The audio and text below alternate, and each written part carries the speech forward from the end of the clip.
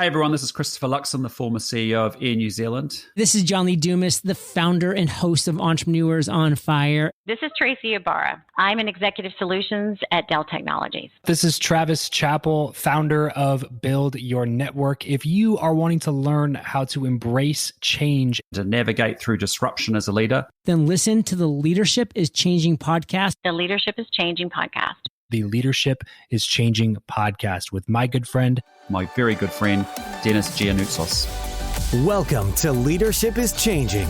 Each week, we and our guests provide information and insights through exploring leading change. This is taking your leadership to another level by finding the balance between executive excellence and personal well-being through stories that inspire real change. It's time to adapt in our fast-moving world when leadership is changing with your host, Denis Giannoutsas. Hey, welcome to the show, Leadership is Changing. What we as leaders know to be true is that change is constant. Leaders everywhere confront similar obstacles because people are people, but everywhere you go, leaders are overwhelmed, disrupted, and under pressure. They run from email to email, meeting to meeting. Many leaders are not changing quick enough, which means they run the risk of becoming irrelevant and being left behind. The purpose of the show is taking our listeners' leadership to another level by finding their balance between executive excellence and personal well-being through stories that inspire real change. I believe we don't have enough effective leaders in the world today, and if we can get these leaders to step up and lead change, then they can inspire real change. Hey listeners, it's now time to adapt in our fast-moving world, and I want to welcome you to the Ask Denis freestyle episode, which happens once a week. I'm asked a question by our listeners, or I share my thoughts, insights, and experiences from working with many leaders around the globe. Hey listeners, if you haven't already checked out the Facebook group or the LinkedIn page, Leadership is Changing, please go ahead and do that. We'd love to see you in those different platforms for sure. Okay, let's get into today's episode. But before I do that, actually, part of the episode is that, you know what, New Zealand has been in, as a country, we've had sort of 4 major sort of lockdowns actually 5 lockdowns throughout the last 18 months, and we've got away with things pretty good in this country. And, we've actually had life pretty normal. Since February, actually, we've sort of had the last lockdown, February, March, but we've just gone into a lockdown. And this lockdown is a hard lockdown, and they've gone fast. The government here has gone and decided to move quickly because we had 1 case of Delta variant, and that's where they've gone. They've gone hard and they've locked the whole of New Zealand down. Now, just within 12 hours, in fact, going into 24 hours now, they've actually got 10 cases on the go. And by the time this airs, they're going to be probably more cases within New Zealand for the Delta variant. And of course, we've gone into lockdown and some people are panicking, panic buying happening and so forth. But we look at what's happened in other countries like Australia and so forth, and we just know that we need to go and do what we need to go and do to make sure that we actually get over this Delta variant breakout or outbreak in this country. So team, today's episode is about working through change and resilience. You see, over the last 20 years, I have coached and facilitated various leaders, teams, and organizations through various topics. High performance is one topic, strategy, leadership development, things like executive and leadership presence, communicating well, and networking, just to name a few. The other thing that I've done quite a bit of is around change and resilience. And when I talk about change and resilience, what do I mean? In the change piece, it's about how leaders lead change and also about employees going through change.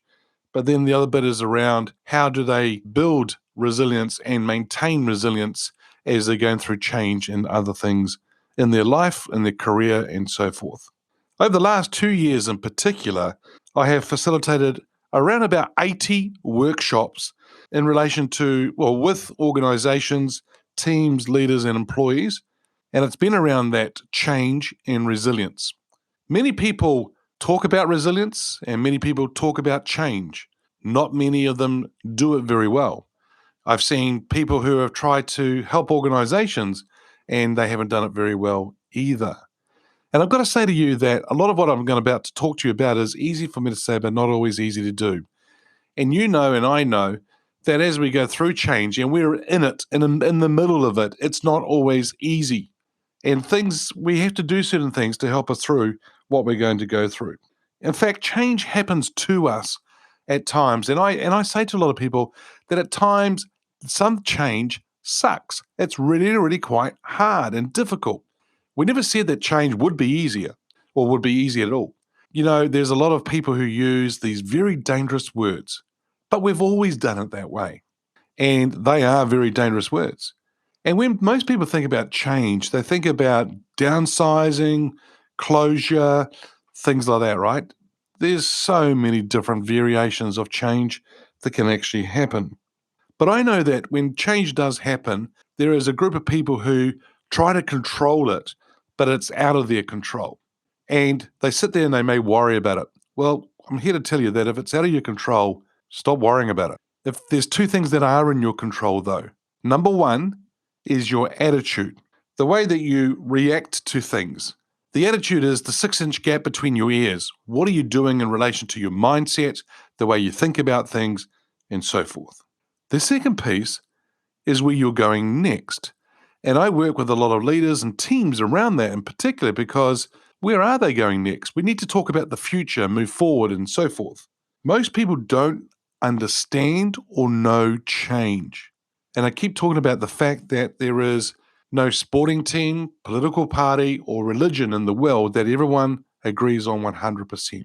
But there's one thing that all airlines agree on 100%, and it's this. In the unlikely event the mask drops down in front of you, put your mask on first before you help anyone else.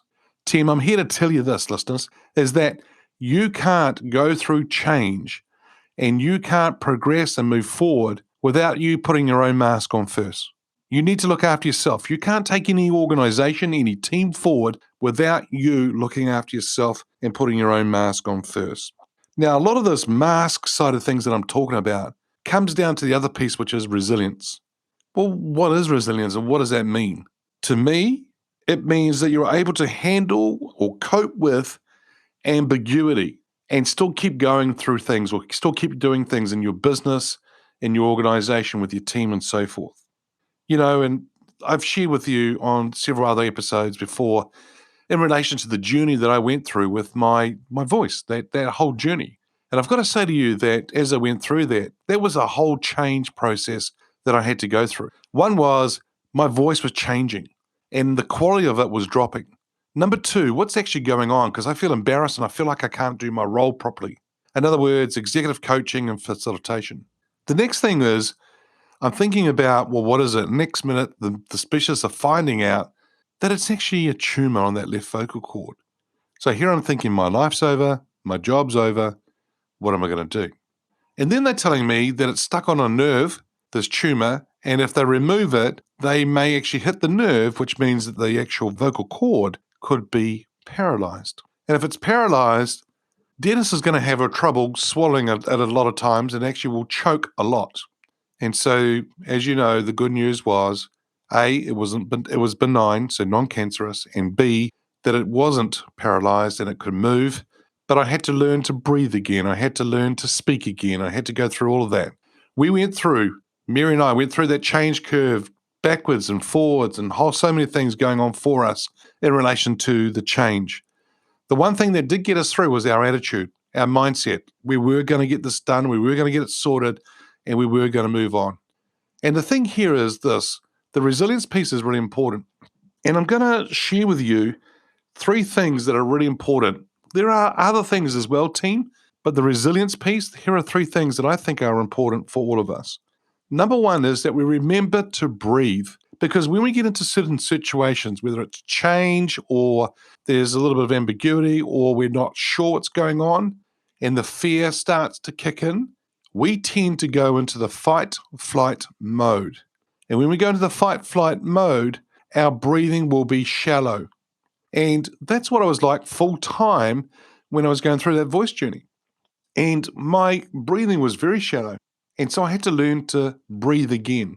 And I'm going to say to you that belly breathing, from the belly button up and breathing that way, is really important for all of us. If we learn how to breathe, then what we do is we get oxygen to the brain. And when we get oxygen to the brain, we can slow time down, but also we start to become calm. And when you're calm, that means you are in control. And when you're in control, you have more confidence. And so what we need to do is think about what we can do in relation to breathing. And we need to remember to breathe. And so that's one thing that can actually help you around resilience. Number 2 is thinking through things. That's an interesting one. What do we mean by that? Well, how often do you take time out to stop and step back and think through things? Think through what meetings you've got coming up and what you want to get out of those meetings. Thinking about a certain scenario and what you want to do.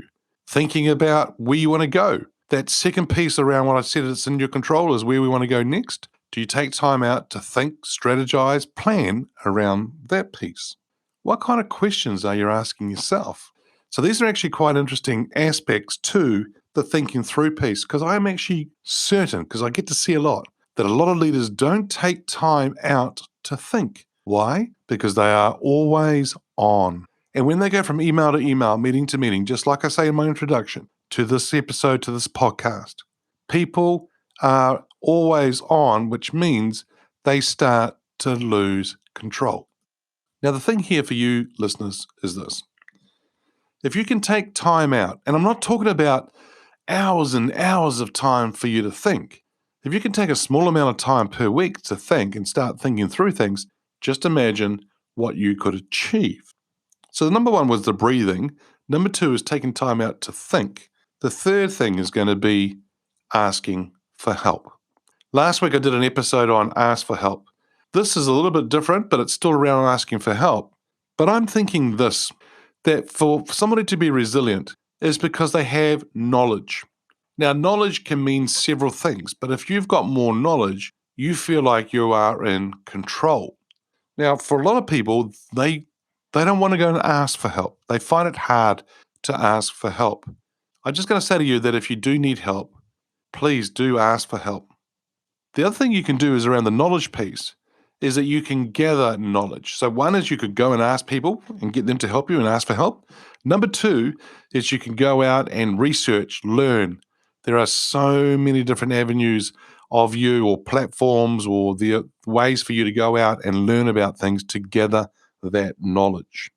And the other piece in that space around asking for help is knowing what to do. Because once you are in the position for knowing what to do, then you can get on with it. Then you can acknowledge it. So here's a great example. When I went through that voice journey and we weren't sure what was going on with my voice, once we understood that there was a tumor on the vocal cord, once we knew what it was, we knew that it was a tumor. The thing we didn't know was it cancerous or not. So we had to do a biopsy.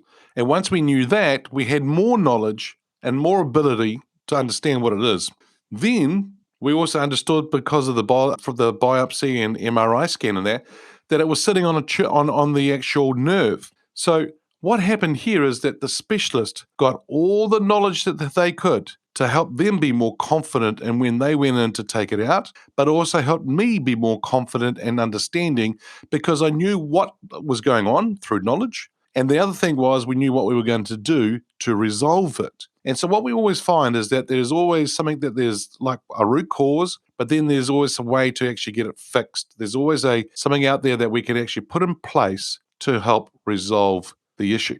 And so it was quite interesting to see that if somebody is resilient, if we think about it, is that if you can do those 3 things, breathing, taking time out to think, and asking for help to gain knowledge, then you're going to be in a lot better position to be able to cope and maintain your resilience and so forth as we go forward.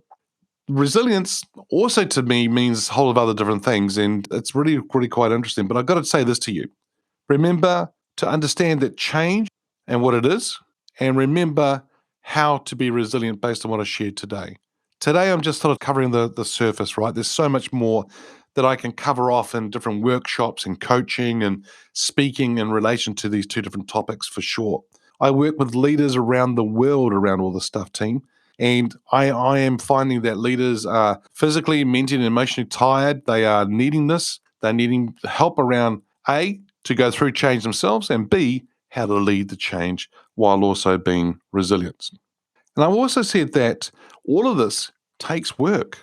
It's about getting good at it and the ability to cope with things, Because you see, as I said earlier on, it's easy to talk about, but not always easy to do. And it does take practice. It does take time and knowledge and experience to help you build that resilience and the ability to go through change for sure. So based on what I shared with you today, listeners, if there's anyone that's listening today in relation to this and you are needing help, or your team and organization are needing help in relation to leading change, the employees going through change, and also having that resilience in conjunction with other stuff around leadership and executive and leadership presence and the ability to communicate and connect well and so forth, feel free to reach out to me. Send me a private message on social media. Send me an email, Denis@leadingchangepartners.com. Go to my website, leadingchangepartners.com, and in the contact, go into there, send me a message. It'll go straight to my email. But team, I'm more than willing to help you in your organization if you reach out to me, and let's talk about what we can do to help you and your organization move forward. Hey, listeners, I hope that's a little bit helpful for you today in relation to working through change and resilience. If you haven't already checked out the Facebook group and the LinkedIn page, I'm going to invite you to come along to those two different platforms. Love to see you join, and it's called Leadership is Changing. That's right, the same name as this podcast. They are the group and the platform on LinkedIn that we have as a page for sure. Hey, listeners, what we as leaders know to be true is that change is constant. Change is incredibly scary, especially with the unknown and unfamiliar territory. It's time to adapt in our fast-moving world when leadership is changing. Hey, look out for the episodes as they're being released. Download them, have a listen, put a review, and a rating. If there's any feedback you'd like to give me in relation to the show, or if there's actually any questions you have for my guests as I'm interviewing them, or if you have a question for the Ask Denis Freestyle episode, feel free to send me an email, Denis@leadingchangepartners.com. Team, it's always a pleasure being with you. Thanks for tuning in. Until next time, bye for now.